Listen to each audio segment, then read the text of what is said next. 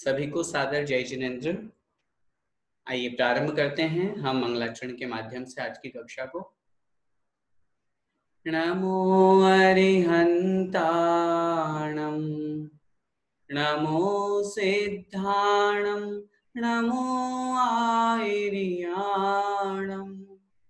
नमो उवज्झायाणं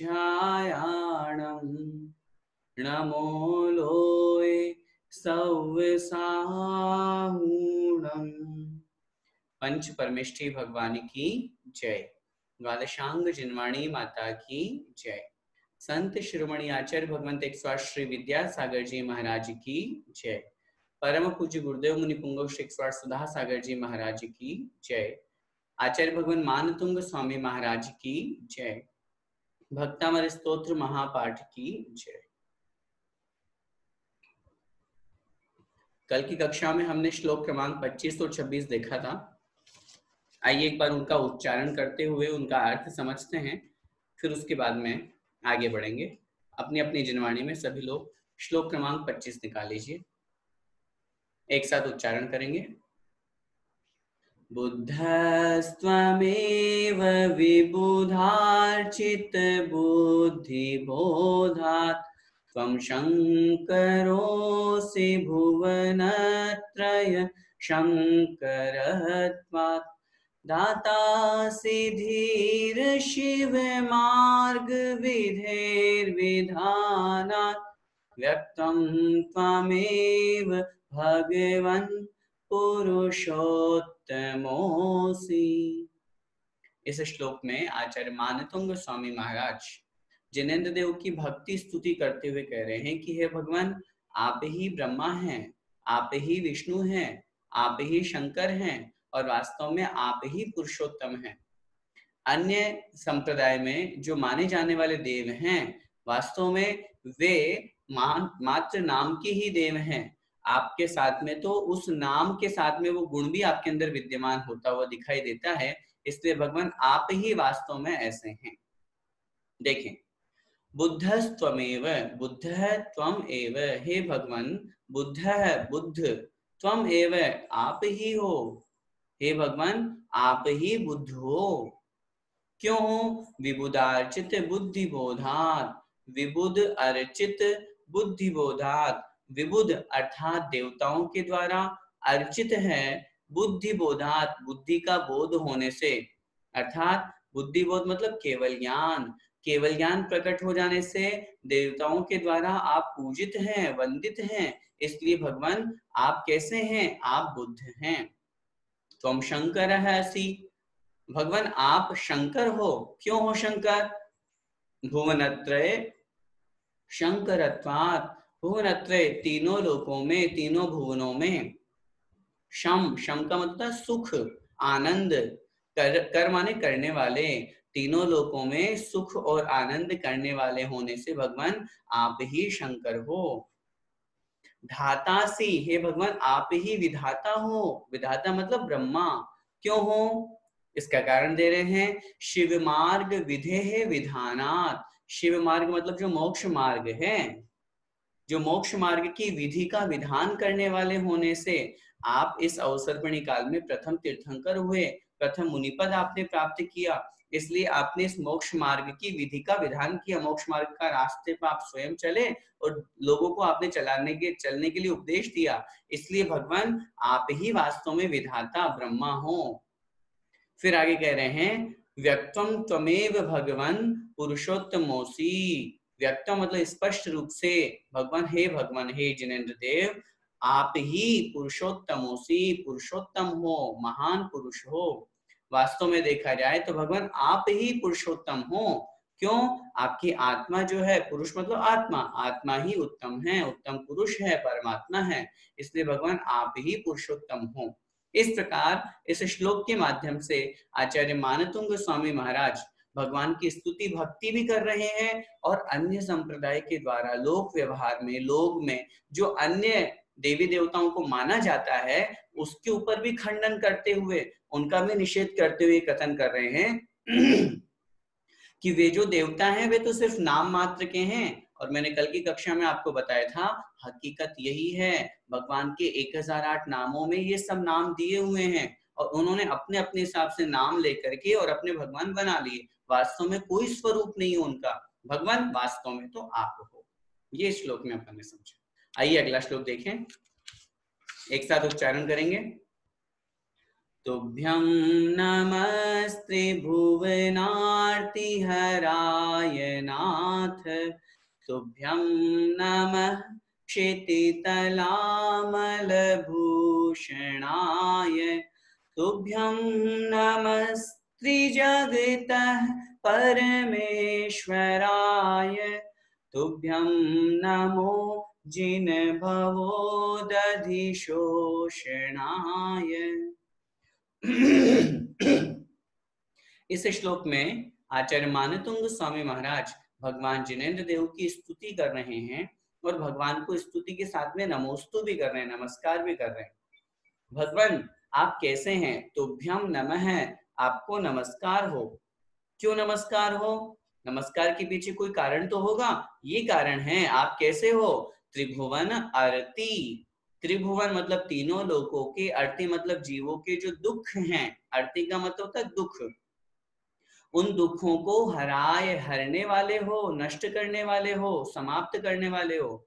आप इतने महान हो कि आप तीनों लोकों के प्राणियों के दुखों को नष्ट करते हो। जो आपकी भक्ति स्तुति करता है, कष्ट कैसे नष्ट करते हैं? भगवान आके हेल्प थोड़ी करते हैं अपनी, लेकिन हम जब भगवान की स्तुति वंदना करते हैं तो हमारे पुण्य कर्म का बंद होता है, हमारे पाप कर्मों की निर्जरा होती है। तो जब पुण्य कर्म का बंद होता है और जब वही पुण्य कर्म उदय में आते हैं तो हमारे कष्ट नष्ट हो जाते हैं, हमारे विकल्प समाप्त हो जाते हैं, हमारे दुख दूर हो जाते हैं। तो हे भगवान, आप तीनों लोकों के प्राणियों के दुखों को दूर करने वाले हो। अब कोई प्रश्न कर सकता है, भैया जी आपने तीनों लोग को क्यों कहा? नरक गति के जीव जो होते हैं वो तो भगवान की भक्ति करते ही नहीं, वहां तो मंदिर होते ही नहीं, और वहां तो हमने सुना वहां तो हमेशा कष्ट ही कष्ट होता है। फिर आपने ये कैसे कह दिया कि तीनों लोगों के प्राणियों के दुखों को दूर करने वाले हो? अधोलोक की अपेक्षा से क्या लगाएंगे बताइए? सोचिए, अधोलोक की अपेक्षा से, अधोलोक में भवनवासी और व्यंतर देव रहते हैं। जो 7 पृथ्वियां बनती है ना अधोलोक में, 7 नरक हम बोलते हैं, उसमें पहली पृथ्वी रत्न प्रभा, शर्करा प्रभा, बालुका प्रभा, इस तरह से तत्वार सूत्र जी के 3रे अध्याय में वर्णन है। वहां लिखा है रत्न प्रभा पृथ्वी के 3 भाग किए जाते हैं, खर भाग, पंख भाग और अबहुल भाग। उसमें से खर भाग और पंख भाग में भवनवासी और व्यंतर देव निवास करते हैं और अबहुल भाग में पहले नरक के नारकी होते हैं। तो उनमें रहने वाले जो भवनवासी और व्यंतर देव हैं वे भी तो भगवान के भक्त हैं, और वहां तो अकृत्रिम चैत्यालय भी हैं। हम मंगलाष्टक पढ़ते हैं तब भी वर्णन आता है, ज्योतिर्व्यंतर भावना मर ग्रहे। इसके अलावा शास्त्रों में लिखा है 3 लोक संबंधी 8,56,97,481 अकृत्रिम चैत्यालय पढ़ते हैं ना अपन। अधोलोक के 7,72,00,000 पढ़ते हैं, तो वहां अधोलोक में जहां देवतागण निवास करते हैं वहां अकृत्रिम चैत्यालय है। दूसरी अपेक्षा अगर हम नारकी जीवों की भी लगाएं, नारकियों के लिए भी आचार्यों ने शास्त्रों में लिखा है, जब भगवान तीर्थंकर बालक का जन्म होता है उस समय नरक में भी एक क्षण के लिए शांति हो जाती है। जो पूरे समय मारा काटी, एक दूसरे को मारना काटना, हिंसा, एक ही काम है वहां, इसके अलावा कुछ काम है ही नहीं है, उन जीवों को भी एक क्षण के लिए सुख शांति की प्राप्ति होती है। तो उस अपेक्षा से भगवान आप तीनों लोकों के प्राणियों के दुखों को दूर करने वाले हो, आपको मेरा नमस्कार हो। और कैसे हैं आप? तुभ्यम नमः है, भगवान आपको मेरा नमस्कार हो। कैसे हो आप? क्षिति तलामल भूषणाय, क्षिति तल अमल भूषणाय, क्षिति तल पृथ्वी तल के, अमल मतलब निर्मल, भूषणाय मतलब आभूषण। हे भगवान आप इस पृथ्वी तल के निर्मल आभूषण हो। इस धरती पर जितने भी प्राणी हैं उनकी अपेक्षा से, मैंने कल भी बताया था, आभूषण का मतलब जो हमें श्रृंगारित करता है, हमें सुशोभित करता है। ऐसे भगवान आप पूरे पृथ्वी तल के अमल माने निर्मल आभूषण हो, आपको मेरा नमस्कार हो। फिर कह रहे हैं तुभ्यम नमः त्रिजगतः परमेश्वराय, आप तीनों लोकों के परमेश्वर हो, तीनों लोकों के प्राणी हो, इसलिए भगवान आपको मेरा नमस्कार हो। तीनों लोकों के प्राणियों के आप ईश्वर हो। तीनों लोक, ऊर्ध्वलोक, मध्यलोक और अधोलोक, तीनों लोकों के प्राणी आपको अपना भगवान मानते हैं। अब जब अच्छा ये भी सोचिए, भगवान से बड़ा कौन है? कोई है इस धरती पर? भगवान से बड़ा कौन है? कोई होगा, हमसे बड़े तो कोई ना कोई होते हैं, लेकिन भगवान से बड़ा कौन है? कोई भी नहीं है। चाहे स्वर्ग का इंद्र भी क्यों ना हो, सर्वार्थ सिद्धि का देव भी क्यों ना हो, भगवान से बड़े कोई नहीं है। इसलिए आप तीनों लोकों के परमेश्वर हो। और अंत में जिन भवो दधिशोषणाय, हे भगवान आप जिन भवो दधि, हे जिनेन्द्र देव, भवो दधि भव उदधि, संसार रूपी समुद्र के शोषणाय मतलब सुखाने वाले हो। मतलब आप संसार रूपी समुद्र को क्या करने वाले हो? सुखाने वाले हो। इसलिए हे भगवान आपको मेरा नमस्कार हो। इस प्रकार इस श्लोक में आचार्य मानतुंग स्वामी महाराज ने भगवान को नमोस्तु करते हुए उनकी विशेषता भी बतलाई। यहां तक हमारा हो गया था। अब आगे देखिए श्लोक क्रमांक 27, एक एक शब्द का उच्चारण बोलिए। को विस्मयोत्र विस्मयोत्र यदि नाम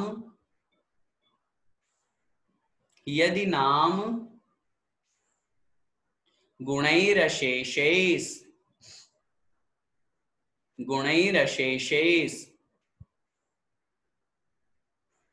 को विस्मयोत्र यदि नाम गुणैरशेषैः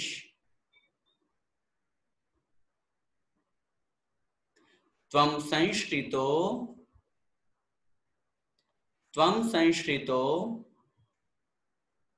निर्वकाशतया मुनीश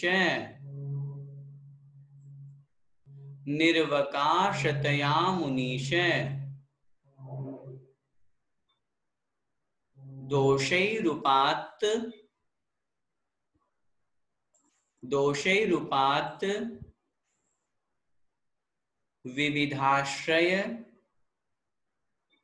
विविधाश्रय जात गर्वैः दोषैरुपात् विविधाश्रय जात गर्वैः स्वप्नांतरेपि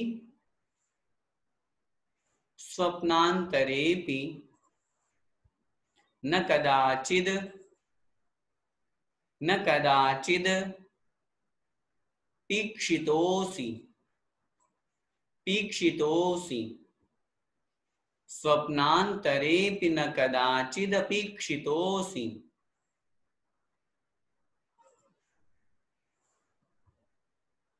ठीक है, अब एक एक लाइन को बड़े ध्यान से सुन के उसका उच्चारण करेंगे। को विस्मयोत्र यदि नाम गुणैरशेषैः, बोलिए। को विस्मयोत्र यदि नाम गुणैरशेषैः त्वं संश्रितो निर्वकाशतया मुनीश निर्वकाशतया मुनीश दोषैरुपात् विविधाश्रय जात गर्वै दोषैरुपात् विविधाश्रय जात गर्वै स्वप्नान्तरेऽपि न कदाचिदपेक्षितोऽसि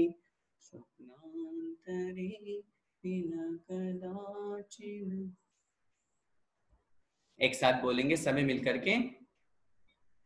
को विस्मयोत्र यदि नाम गुणैरशेषैः त्वं संश्रितो निर्वकाशतया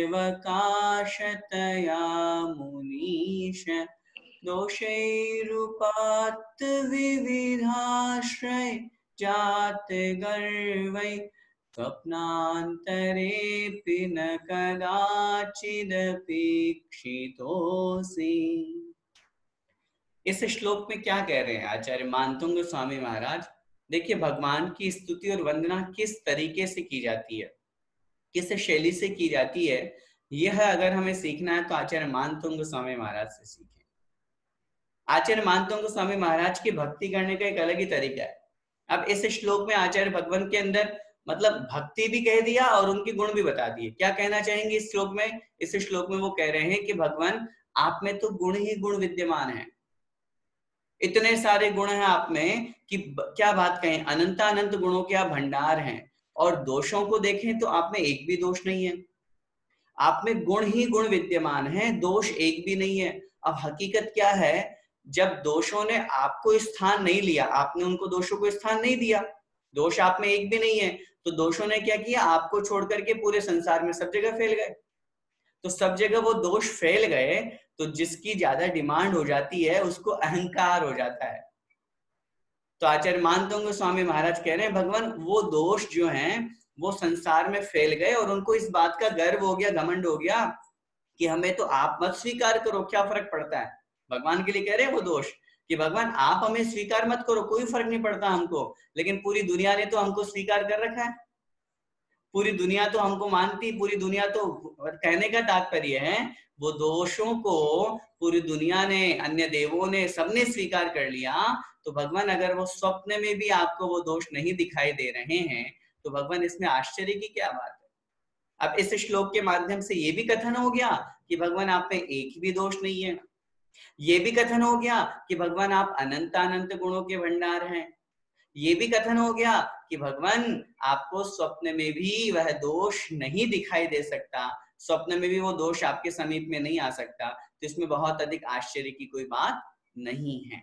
देखिए अब एक एक शब्द का ध्यान से संधि विच्छेद करते हुए अर्थ देखिए। को विस्मयोत्र, कह विस्मय है अत्र, कह विस्मय है अत्र, कह मतलब क्या, विस्मय मतलब आश्चर्य, कह अर्थात क्या, विस्मय अर्थात आश्चर्य, अत्र मतलब यहाँ, यहाँ क्या आश्चर्य है। बस ये एक लाइन हो गई, इसमें क्या आश्चर्य है। अब किसमें क्या आश्चर्य है वो आगे अर्थ देखिए। यदि नाम गुणैरशेषैः, संधि विच्छेद, यदि नाम गुणैः अशेषैः, गुणैः अशेषैः, गुणैरशेषैः से संधि विच्छेद करेंगे तो गुणैः अशेषैः। यदि नाम अर्थात यदि, नाम मतलब अच्छे अच्छे नाम वाले, नाम मतलब अच्छे अच्छे नाम वाले, गुण ही मतलब गुणों के द्वारा, कितने गुणों के द्वारा, अशेष ही अर्थात समस्त संपूर्ण गुणों के द्वारा। हे भगवान यदि सभी अच्छे अच्छे नाम वाले समस्त गुणों के द्वारा त्वम संश्रित है, त्वम मतलब आप, संश्रित मतलब आश्रित हो गए हैं। हे भगवान आप यदि उन सभी अच्छे अच्छे नाम वाले गुणों के द्वारा आश्रित हो गए हो, क्यों, एक शब्द दिया आगे, निरवकाशतया, संधि विच्छेद करेंगे, निरअवकाशतया, अवकाश माने स्थान और निर मतलब नहीं, अन्य कहीं पर भी स्थान नहीं मिलने के कारण से, अन्य कहीं पर भी स्थान नहीं मिलने के कारण से, मुनीश हे मुनियों के ईश, हे जिनेंद्र देव, ठीक है, मुनीश हे मुनियों के ईश, हे जिनेंद्र देव। अब ऊपर के लाइन से अर्थ लगाएंगे, यदि सभी, अशेष माने समस्त, शेष माने तो थोड़े से बचे हुए, और अशेष मतलब समस्त संपूर्ण, यदि समस्त गुणों के द्वारा निरवकाशतया अन्यत्र स्थान नहीं मिलने के कारण से, यदि त्वम संश्रित है, वो एकमात्र आपके ही आश्रित हो गए हैं, तो अत्र कह विस्मय है, तो यहाँ आश्चर्य की क्या बात है। अर्थ समझ में आया दोनों लाइन का। यहाँ क्या कहना चाह रहे हैं भगवान, अगर जो समस्त गुण इस संसार में हैं, उन समस्त गुणों को अन्य कहीं भी स्थान नहीं मिला, क्योंकि संसार में गुणग्राही लोग कम हैं, दोषग्राही ज्यादा है। हम और आपको ही देख लें, हम संसार में रहते हैं, गुण और अच्छी अच्छी बातें तो सुनने में और समझने में और स्वीकार करने में बहुत टाइम लगता है।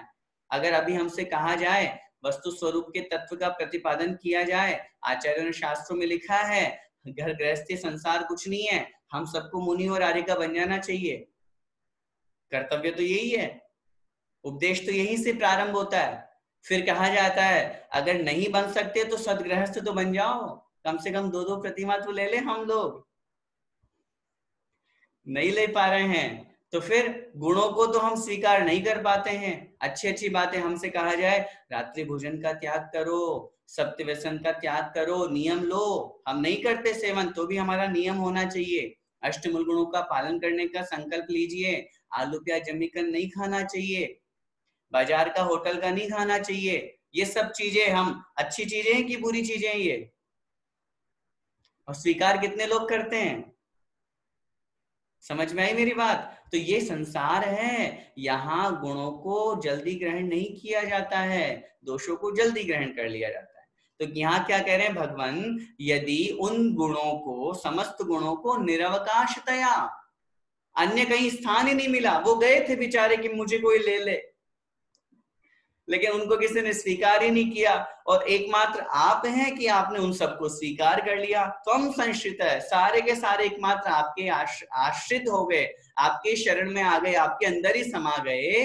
अत्र कह विस्मय है, तो फिर यहाँ आश्चर्य की क्या बात है? अगली पंक्ति देखिए, दोषे रूपात विविधाश्रय जात गर्वे। अब देखिए कितनी अच्छी बात कह रहे हैं, दोष ही रूपात, ठीक है, संधि विच्छेद करेंगे, दोष ही उपात, दोष ही मतलब दोषों के द्वारा, उपात मतलब प्राप्त हो गया है। क्या प्राप्त हो गया दोषों को? विविधाश्रय, विविध आश्रय, विविध मतलब अनेक स्थानों पर, आश्रय मतलब आश्रय, शरण। और जो दोष थे उनको तो अनेक स्थानों पर आश्रय मिल गया, अनेक लोग उसको ग्रहण और स्वीकार करने वाले मिल गए, जिससे क्या हो गया? जात गर्व ही, जात मतलब उत्पन्न हो गया, प्रकट हो गया। क्या? गर्व, गर्व माने घमंड, अभिमान, जिससे क्या हो गया? उन दोषों में घमंड हो गया। क्या घमंड हो गया? अरे भाई हमारी तो बहुत डिमांड है, जिस वस्तु को बहुत ज्यादा लोग खरीदने वाले हो तो क्या होता है? डिमांड तो बढ़ ही जाती है उस चीज की। डिमांड बढ़ जाने से क्या होता है? उसके अंदर घमंड आ जाता है, अरे मेरी तो बहुत वैल्यू है। लेकिन वो ये चीज नहीं सोच रहा है कि मेरी बहुत वैल्यू, तुम्हारी डिमांड बढ़ रही है तो तुम्हारे अंदर दोष है इसलिए बढ़ रही है। गुणों की वैल्यू तो संसार में बहुत कम लोग करते हैं। तो इस अपेक्षा से जात गर्वे, जिनमें घमंड उत्पन्न हो गया, ऐसे दोष, तीसरी लाइन फिर से देखिए, दोष ही उपात्त विविधाश्रय, दोषों के द्वारा प्राप्त कर लिया गया है विविध आश्रय, अनेक आश्रय, अनेक शरण, अनेक स्थान। संसार में घूम रहे थे और दोषों को तो हर व्यक्ति ने प्राप्त कर लिया, जिससे क्या हो गया? जात गर्वे, जिनमें उनमें गर्व घमंड उत्पन्न हो गया। ऐसी स्थिति में स्वप्नांतरेपि न कदाचिद पिक्षितोसी, हे भगवान, अर्थ देखिए एक एक शब्द का, स्वप्नांतरे अपि, स्वप्नांतरे भी है, स्वप्न अंतरे अपि, स्वप्न मतलब सपने में, अंतरे मतलब में, अपि मतलब भी, सपने में भी। न कदाचित, न मतलब नहीं, कदाचित मतलब कभी भी, अप्य, कदाचित अपि इक्षितः असि, संधि विच्छेद लिख लीजिए पहले, कदाचित अपि इक्षितः अपि, असि अंत में है असि कदाचित अपि ईक्षितः असि, कदाचित मतलब कभी भी, अपि मतलब भी, ईक्षितः मतलब देखे गए, असि मतलब हो। हे भगवान, आप स्वप्न में भी कभी उनके द्वारा देखे नहीं गए हो, तो इसमें आश्चर्य की क्या बात है? क्यों है भाई आश्चर्य की बात? अरे भाई दोष हैं, और दोषों के द्वारा भगवान जब उनको समस्त पूरा का पूरा आश्रय को उन्होंने स्वीकार कर लिया, पूरे संसार के लोगों ने उन दोषों का आश्रय ले लिया, तो उनमें घमंड उत्पन्न हो गया, गर्व उत्पन्न हो गया। ऐसी स्थिति में अगर वे दोष स्वप्नांतरे अपि, स्वप्न में भी, न कदाचित अपि इक्षितः असि, आपके द्वारा यदि देखे भी नहीं जाते हैं, स्वीकार करना तो बहुत दूर की बात है, अगर वे दोष आपके द्वारा स्वप्न में देखे भी नहीं जाते हैं, तो ऊपर का पहला शब्द निकाल लीजिए वापस, अत्र का विस्मय है, यहाँ पे आश्चर्य की क्या बात है?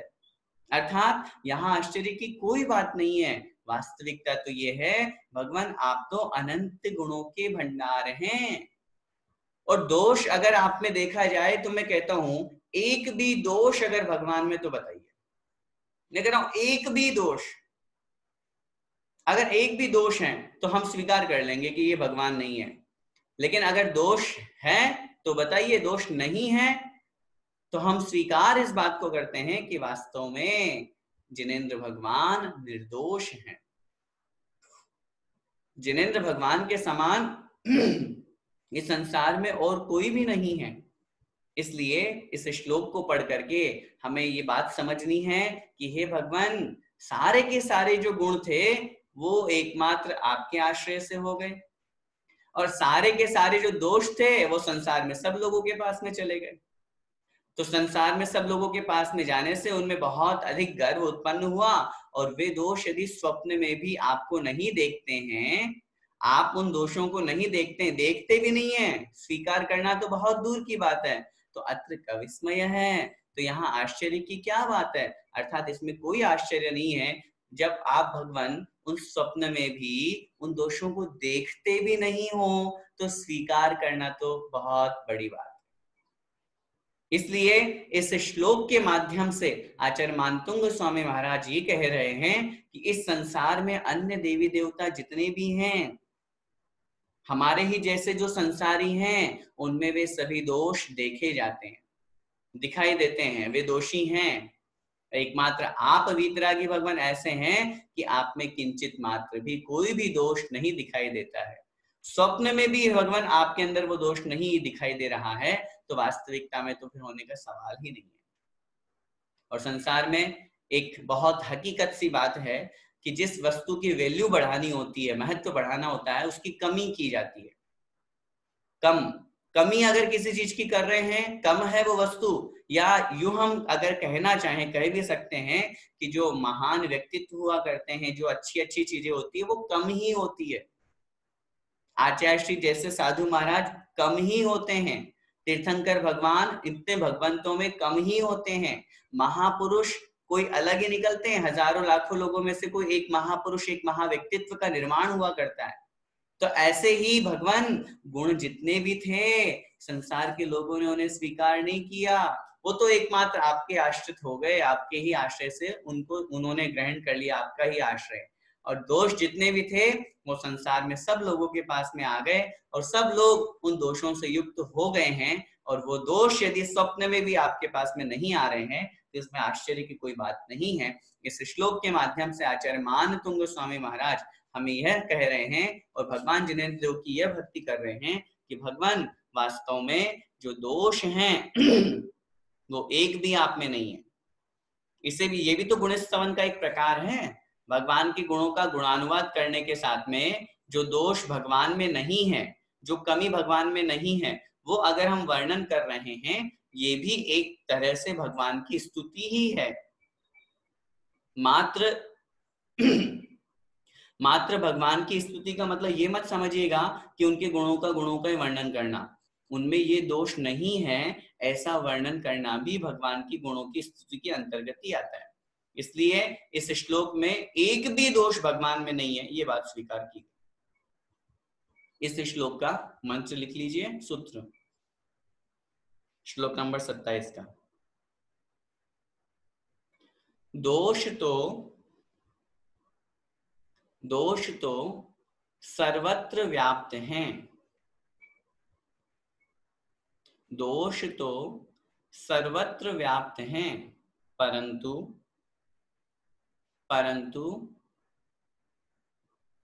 गुण तो कहीं कहीं पर ही देखे जाते हैं। दोष तो सर्वत्र व्याप्त है, बताइए कहां दोष नहीं है। लेकिन एकमात्र जब जिनेंद्र भगवान की बात करते हैं, पंच परमेष्ठी भगवान की बात करते हैं, तब हमें पता चलता है कि वास्तव में वहीं पर, उन्हीं स्थानों पर गुण है, वहां दोष नहीं है। इसलिए हम बड़े सौभाग्यशाली हैं। हमें, अच्छा ये बताइए, हमें दोष ग्रहण करना है कि गुण ग्रहण करना है? बोलिए, दोष ग्रहण करना है, फिर तो संसार ही बहुत है, हमारे पास दोष कम थोड़ी ना है। जब इतने सारे दोष है तो फिर क्या दोषों को ग्रहण करना, खूब है। अगर हमें दोषों को ग्रहण करना है तो जिनके पास दोष ज्यादा है उनकी संगति कीजिए। ये तो देखो संसार में फैक्ट है। मैं एक बार पहले भी उदाहरण दिया था, आचार्य पूज्यपाद स्वामी महाराज इष्टोपदेश में एक बहुत सुंदर कारिका लिखते हैं। वो वहां बताते हैं, अज्ञानोपास्तिरज्ञानम ज्ञानम ज्ञानी समाश्रय। अज्ञानी व्यक्ति की उपासना करोगे तो अज्ञान मिलेगा, और ज्ञानी की उपासना करोगे तो ज्ञान मिलेगा। ये तो फैक्ट है। हमें क्या चाहिए, हमारे ऊपर डिपेंड है। क्या चाहिए बताइए आपको।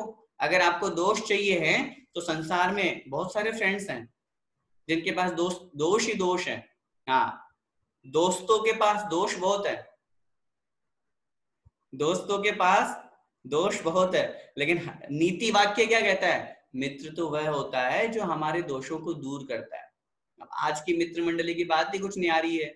यहाँ तो कोई अगर गलत काम नहीं भी करता हो तो उसकी और हंसी मजाक उड़ाते हैं, कौन सा 20वीं सदी का आदमी आ गया, क्या तुम इतना धर्म धर्म की बातें कर रहा है। अब ये सब बातें अब हो गई पुरानी। अब जब 2 महीने का लॉकडाउन के बाद में निकल करके आएंगे ना, तब कहेंगे हाँ जैन साहब आप बिल्कुल सही कहते थे, हमें गलत काम नहीं करना चाहिए था, हमें ये काम नहीं करना चाहिए था, इन्हीं वजह से ये सब बीमारियां फैल रही हैं। खैर, तो बात मैं ये कह रहा हूं कि जो दोष है वो संसार में सर्वत्र व्याप्त है, हमारे ऊपर डिपेंड है। अगर हम दोष ग्रहण करना चाहते हैं तो हम वैसी संगति करें, और यदि हमें गुणों को ग्रहण करना है तो हम अपनी मित्र मंडली ऐसे बनाएं, अपने यार दोस्त ऐसे बनाएं, अपने संबंध उनके साथ में रखें जिससे हमारे गुणों में और वृद्धि हो, हमारी कमियां ठीक हो, हमारे अंदर और वीतरागता के भाव और मोक्ष मार्ग के भाव जागृत हो। ऐसी स्थिति में वीतराग दिगंबर जिनेंद्र देव ही हम लोगों के लिए सर्वत्र पूज्य और मान्य कहे गए हैं। यही बात हमें यहाँ पर स्वीकार करनी चाहिए। आइए आगे बढ़ते हैं श्लोक क्रमांक 28 में। पहले उच्चारण करेंगे एक एक शब्द का। उच्चै उच्चै रशोक रशोक तरु संश्रित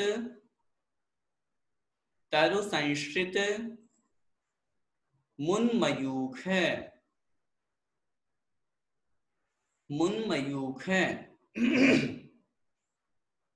उच्चैरशोक तरु संश्रित मुन्मयूख। बोलिए। मां भाति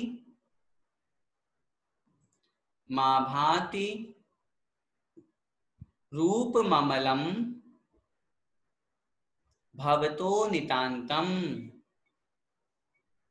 मां भाति रूप ममलम भवतो नितांतम।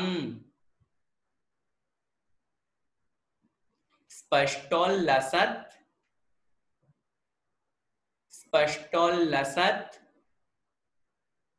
किरणमस्त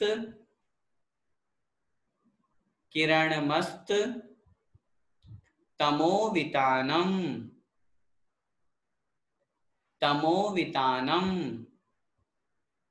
स्पष्टोल्लसत् किरणमस्त तमोवितानम।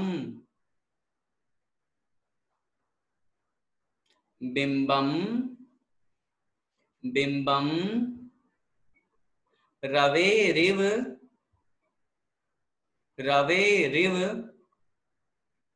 पयोधर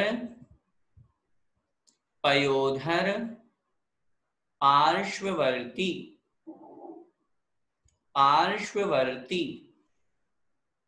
बिंबम रवेरिव पयोधर पार्श्ववर्ती। एक एक लाइन को बड़े ध्यान से सुन के उच्चारण करेंगे। उच्चैरशोक तरु संश्रित मुन्मयूख। बोलिए। उच्चैरशोक तरु संश्रित मुन्मयूख। मां भाति रूप ममलम भवतो नितांतम। मां भाति रूप ममलम भवतो नितांतम। स्पष्टोल्लसत् किरणमस्त तमोवितानम।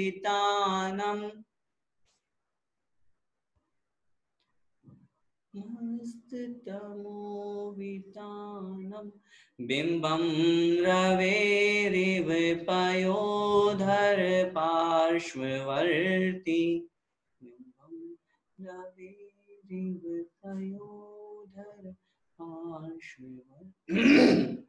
एक साथ उच्चारण करेंगे मेरे साथ साथ।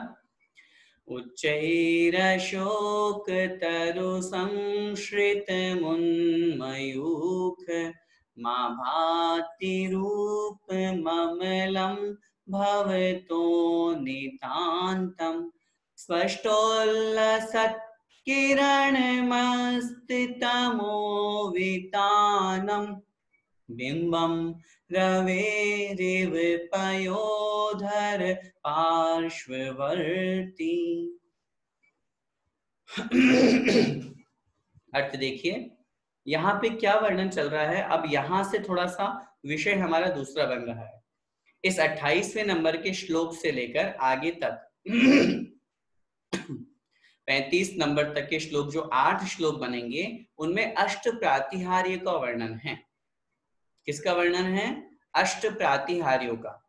ये अष्ट प्रातिहार्य क्या होते हैं, कब होते हैं, किनके होते हैं, आइए उसके पहले संक्षेप में कुछ जानकारी श्लोक को पढ़ने से पहले हम समझते हैं। सबसे पहले हम ये देखें, भगवान का समवसरण लगता है। हम सभी ने ये नाम सुना होगा।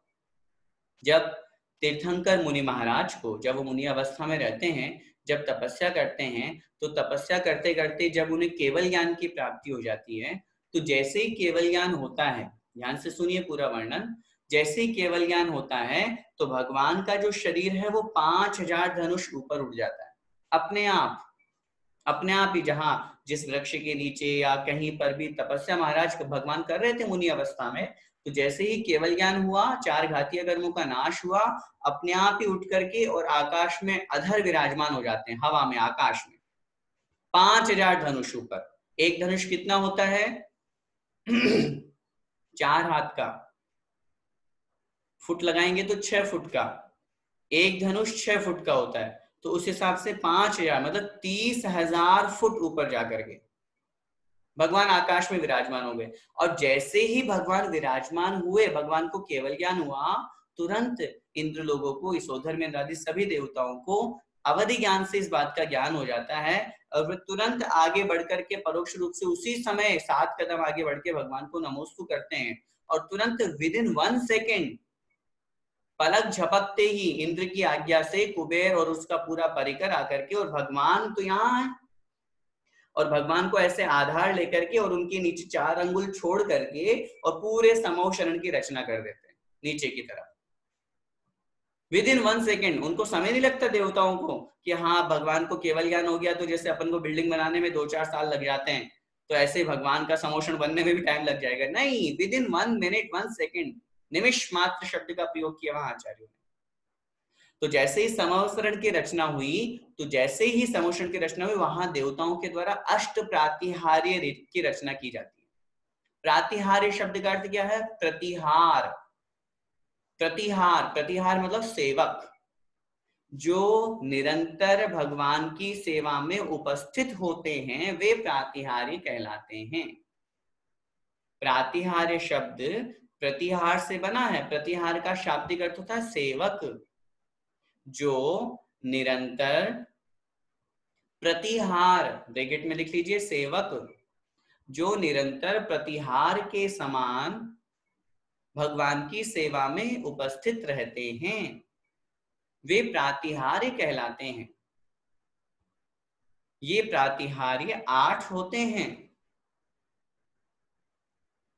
आपने ऐसा क्यों लिखवाया 8 होते हैं? क्या कम ज्यादा भी लिखे हैं क्या कहीं पे? श्वेतांबर परंपरा में 8 प्रातिहार्य न मान करके भी 4 ही प्रातिहार्य मानते हैं, इसलिए हमने आपको लिखवाया कि 8 प्रातिहार्य होते हैं। किनके द्वारा बनाए जाते हैं? ये भी लिख लीजिए, देवताओं के द्वारा इनकी रचना की जाती है। पूरा समवसरण, प्रातिहार्य, सब कुछ ठीक है। अब अपने को समझना, उसमें सबसे पहला प्रातिहार्य कौन सा है? अशोक वृक्ष प्रातिहार्य है ना, जिसका वर्णन इस श्लोक में किया गया है। पहले संक्षेप में उसको समझ लें, फिर अपन इसका अर्थ समझेंगे तो जल्दी समझ में आएगा। अशोक वृक्ष जहां भगवान समवसरण में विराजमान होते हैं। हम लोगों ने देखा होगा मंदिरों में भगवान विराजमान है, भगवान के जस्ट पीछे भगवान विराजमान है और भगवान के जस्ट पीछे एक वृक्ष बनाते हैं हम लोग, है ना। वो कल्प वृक्ष नहीं होता, बहुत से लोग उसको कल्प वृक्ष बोल देते हैं। नहीं नहीं, कल्प वृक्ष नहीं है, वो अशोक वृक्ष है। कौन सा वृक्ष है? अशोक वृक्ष। भगवान जब समवसरण में विराजमान होते हैं तो उनके पीठ के पीछे उनके शरीर से 12 गुना, कितना ऊंचा? 12 गुना ऊंचा, उन्नत ऊंचा एक वृक्ष होता है, एक वृक्ष लगा हुआ रहता है जिसका नाम होता है अशोक वृक्ष।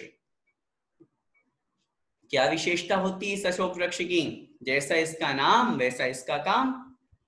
अशोक वृक्ष, अशोक माने शोक को दूर करने वाला, दुख को दूर करने वाला, जिनके चरण सानिध्य में, जिसके समीप में आने पर जीवों का शोक दूर हो जाता है।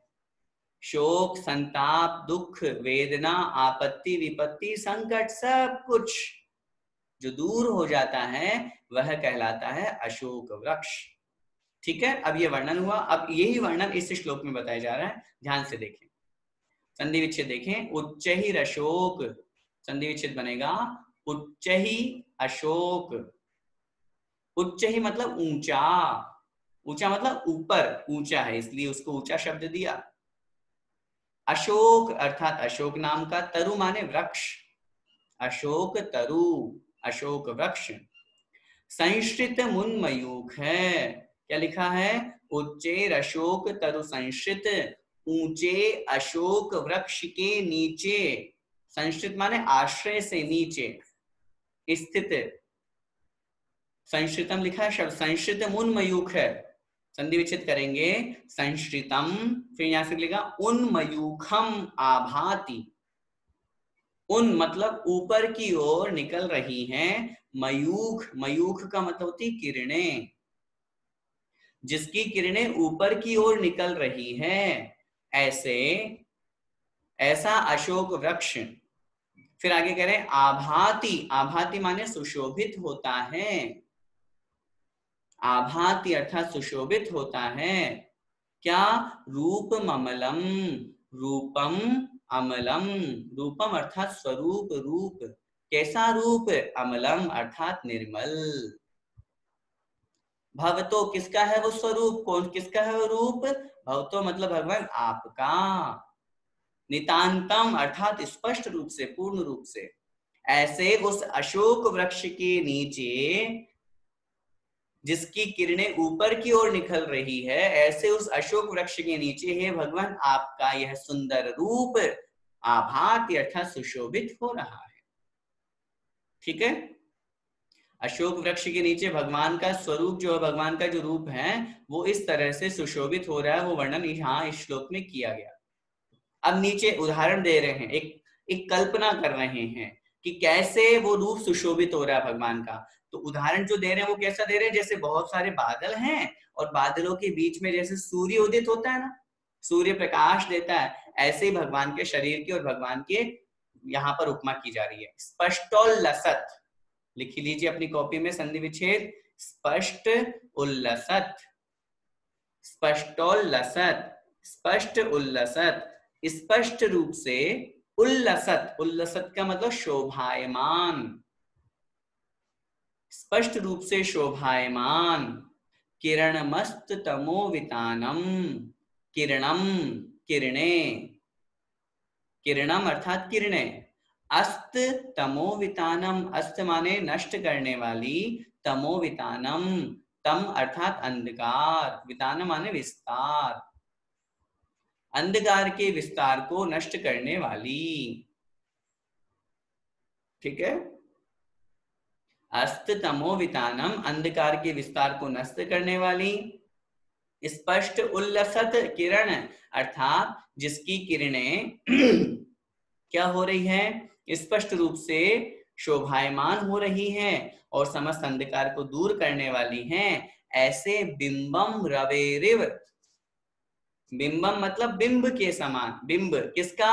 रवे इव, रवे रिव का संधि विच्छेद करेंगे रवेः इव, रवेः माने सूर्य के, सूर्य के बिंबम अर्थात प्रतिबिंब, सूर्य के बिंब के, इव मतलब समान, सूर्य के बिंब के समान। ये सूर्य के प्रतिबिंब का विशेषण है। सूर्य कैसा है? दो विशेषता दी, जिसकी किरणें क्या हो रही है? स्पष्ट रूप से शोभायमान हो रही है और समस्त अंधकार को नष्ट करने वाली है। ऐसे किरणों के समूह वाला जो सूर्य है वह जिस प्रकार पयोधर पार्श्ववर्ती पयोधर, पयोधर का मतलब होता है बादल, पार्श्ववर्ती मतलब समीप में, समीप में चारों तरफ आसपास आजू बाजू में जिस प्रकार बादल हो और बीच में मध्य में क्या हो?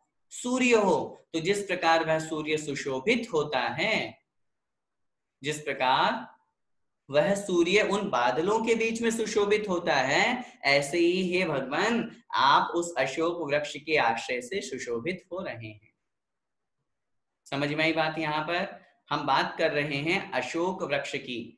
उपमा और उदाहरण क्या दिया आचार्य मानतुंग स्वामी महाराज ने कि जिस प्रकार अर्थ समझिए अब, जिस प्रकार पयोधर पार्श्ववर्ती, पार्श्ववर्ती मतलब आजू बाजू में आसपास में, पयोधर माने बादल है, और उन बादलों के बीच में अस्त तमोवितानम समस्त अंधकार को नष्ट करने वाला और जिसकी किरणें सब तरफ फैल रही है, सुशोभित हो रही है, ऐसा जो सूर्य है वो जैसे उन बादलों के बीच में शोभा को प्राप्त हो रहा है, अच्छा सुंदर लग रहा है, ठीक उसी प्रकार हे भगवान आपका यह सुंदर रूप भी जो है वह उस उन्मयूख अर्थात ऊपर जिसकी किरणें निकल रही है, ऐसे उस अशोक वृक्ष के नीचे सुशोभित हो रहा है। इस श्लोक में आचार्य मानतुंग स्वामी महाराज उस अशोक वृक्ष को साथ में लेकर के भगवान जिनेंद्र देव की स्तुति कर रहे हैं। आगे क्रमशः एक एक श्लोक में एक एक प्रातिहार्य का वर्णन होगा और इसीलिए इस श्लोक में सबसे पहला अशोक वृक्ष प्रातिहार्य बताया गया है। इस अशोक वृक्ष प्रातिहार्य की विशेषता क्या है? यह भगवान की अवगाहना से 12 गुना ऊंचाई वाला होता है, 12 गुना ऊंचाई वाला होता है ये अशोक वृक्ष। और इसकी विशेषता यह है जैसा इसका नाम वैसा इसका काम है, इसके समीप में अर्थात भगवान के चरण सानिध्य में जो भी आता है निश्चित रूप से उसका शोक, उसका संताप, दुख दूर नष्ट हो जाता है। इसलिए यहाँ पर इस श्लोक में ये भी अच्छे तरह से समझना, ये वृक्ष है लेकिन वृक्ष वनस्पति कायिक नहीं है, जैसे हमारे सामान्य वृक्ष होते हैं वैसे वृक्ष नहीं है ये, इनमें तो एकेंद्रीय जीव है। यहाँ जो ये अशोक वृक्ष है ये तो पृथ्वी काय है। अपनी कॉपी में आप नोट कर सकते हैं कि अशोक वृक्ष पृथ्वी काय है, पृथ्वी कायिक नहीं। क्या मतलब हुआ? मतलब ये हुआ इसमें एकेंद्रीय जीव नहीं है। वृक्ष का नाम सुनते तो हमारे सामने जो पेड़ पौधे वो आते हैं, जो हमारे बड़े बड़े पेड़ लगे हुए वो हमारे दृष्टि में आते हैं, लेकिन यह वैसा वृक्ष नहीं है। ये तो देवताओं के द्वारा वहां पर रखा होता है, तुरंत ला करके लगा दिया जाता है। इसमें एकेंद्रीय जीव भी नहीं होते। जिस वृक्ष में एकेंद्रीय जीव भी ना हो वो कहलाता है वनस्पति काय अथवा पृथ्वी काय। तो इस अपेक्षा से पृथ्वी काय यहाँ पर आचार्यों ने शब्द का यहाँ पर प्रयोग किया। ठीक है, ये श्लोक हमारा 29वें नंबर का हुआ। आइए इस श्लोक का सूत्र लिख लीजिए। 28वें नंबर का श्लोक था ये। भगवान जिनेंद्र देव की स्तुति वंदना के अंतर्गत यह श्लोक जो है वह अशोक वृक्ष प्रातिहार्य को आधार लेकर के लिखा गया। लिखिए, शोक को दूर करने के लिए, शोक को दूर करने के लिए अशोक वृक्ष युक्त, अशोक वृक्ष युक्त भगवान का ध्यान करना चाहिए। हम लोगों के जीवन में बहुत शौक है, बहुत विकल्प हैं, लेकिन ऐसा कौन सा दुख है, ऐसा कौन सा कष्ट है जो भगवान की भक्ति के माध्यम से दूर ना होता हो। पूज्य गुरुदेव ने जब भक्तामृत स्तोत्र पढ़ाया था और वो भी जब एक एक श्लोक की व्याख्या करते हैं तो उनका तो एक अलौकिक चिंतन रहता है वहां पर। उस समय उन्होंने वहां बताया था कि अगर हम एक एक प्रातिहार्य को अच्छी तरह से समझते हैं और मात्र अपने माइंड में ये इमेजिन करो भगवान विराजमान है और भगवान के पीछे अशोक वृक्ष लगा हुआ है और अशोक वृक्ष युक्त भगवान का ध्यान करें, तो निश्चित रूप से हमारे जीवन से जो शोक है, जो बाधा है, जो विकल्प है, वो दूर होते हैं। तो इसलिए भगवान की भक्ति में बहुत बड़ी शक्ति है। हमारे दुखों को दूर करने में भगवान की भक्ति समर्थ है। उदाहरण शास्त्रों में बहुत सारे भरे हुए हैं, देखे जाते हैं। हमें अपने भगवान जिनेंद्र देव की भक्ति के ऊपर विश्वास करते हुए अब तक जितने भी प्राणी उन सबके कष्टों को दूर करने में अगर कोई निमित्त बनी है तो वह भगवान की भक्ति है। चाहे वे श्रीपाल सेठ हो, मैना सुंदरी हो, चाहे सीता सती हो, चाहे भक्तामृत स्तोत्र के रचयिता आचार्य मानतुंग स्वामी महाराज हो, चाहे वादिराज स्वामी महाराज हो, सुदर्शन सेठ हो, कोई भी हो, इन सब ने भगवान जिनेंद्र देव की भक्ति की, स्तुति की और उसके प्रभाव से उनके कष्ट दूर हुए। हम लोगों को भी हमारे जीवन के कष्टों को दूर करने के लिए भगवान की भक्ति का आश्रय लेना चाहिए। कष्टों को दूर करने के लिए प्रार्थना करने में कोई आपत्ति नहीं है। सांसारिक सुख सुविधा मांगे तो दिक्कत है, वहां पे वो निदान हो जाएगा। लेकिन हम तो भगवान जिनेंद्र देव की भक्ति के निमित्त से अपने कष्टों को दूर होने की प्रार्थना और कामना करते हैं। इसलिए हम ही क्या, बड़े बड़े मुनि महाराज, बड़े बड़े आचार्य भी प्रतिदिन अपनी भक्ति में दुखक हो, कम्मक हो शब्द का प्रयोग करते हैं। हे भगवान, मेरे दुखों का क्षय हो, मेरे कर्मों का नाश हो। तो इस तरह की भक्ति और भावना भाते हुए हमें ये भगवान जिनेंद्र देव के निमित्त भगवान की स्तुति के लिए ये जो बहुत अच्छा सुंदर स्तोत्र लिखा, इसका प्रतिदिन पाठ हमें करना चाहिए और अर्थ भावार्थ समझते हुए करेंगे तो और हम भगवान के चरण सानिध्य में और समीप में उनको पाएंगे। इसलिए आज बस इतना ही, ये 2 श्लोक आपके हुए। बोले पंच परमेष्टि भगवान की जय।